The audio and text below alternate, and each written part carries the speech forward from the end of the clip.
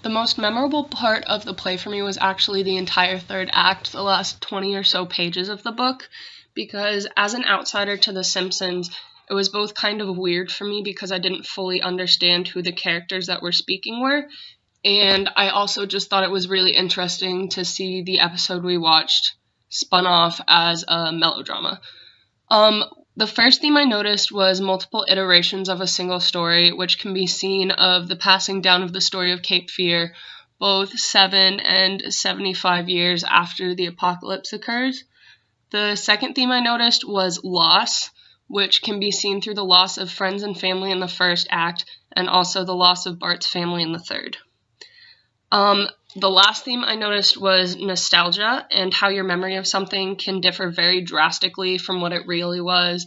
Some examples of this are how Matt thought it was Mr. Burns instead of Sideshow Bob in Cape Fear that was trying to kill Bart, and also the fact that the entire thing becomes reimagined as this melodramatic musical versus the comedy that it originally was.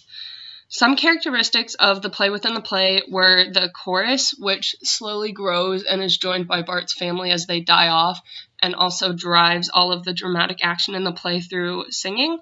Another characteristic of the play that I noticed was tragedy, obviously with the nuclear explosion and apocalypse in the first act.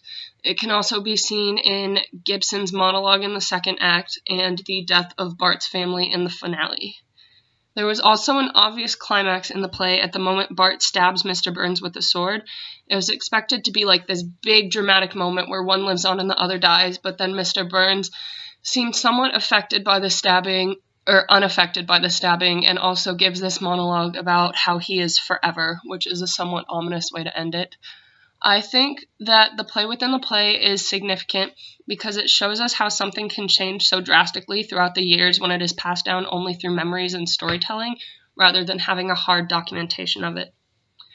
It's hard for me to think about what parts of culture will survive the test of time, and the easiest things to imagine doing this are books, movies, shows, and music that have already done so, the things like classical novels and compositions that have already stayed relevant for hundreds of years. It's difficult to imagine them fading into obscurity anytime soon.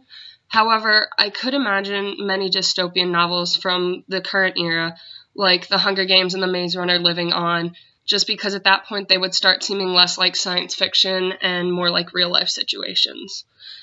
My first question is, what is the significance of the list of names that Edna Crabapple starts reading in the first act? I don't watch The Simpsons, so that may be why I don't understand this, but the purpose really went over my head. And my second question is, what story would you retell over and over if you were in this situation? So basically, what's the one piece of modern pop culture and storytelling that you would want to carry in your mind?